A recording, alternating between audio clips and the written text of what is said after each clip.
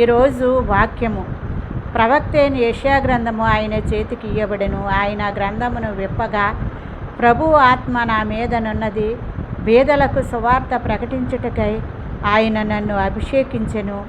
బంధింపబడిన వారికి విడుదల దయచేయుటకును, గ్రుడ్డివారికి చూపు కలుగచేయుటకును, నలిగిన వారిని విడిపించుటకును, అలాగే మరి ప్రభువు యొక్క హిత సంవత్సరము ప్రకటించుటకును ఆయన నన్ను పంపి ఉన్నాడని చోటు ఆయనకి దొరికెను.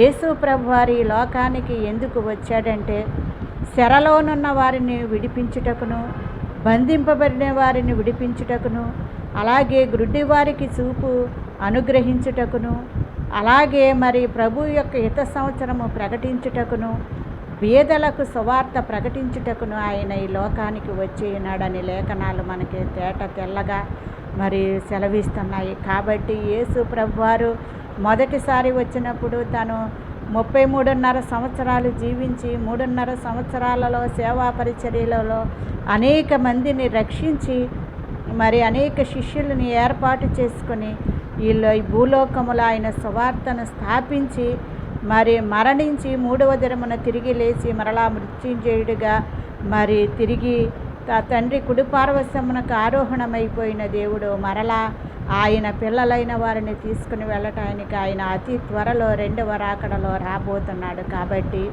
ఆయన రాకడకు మనం అందరము సిద్ధపాటు కలిగి ఉండాలని ఆయన బోధించాడు. అలాగే యోహాను గారి ద్వారాగా బోధించాడు, ఆయన శిష్యుల ద్వారా బోధించాడు.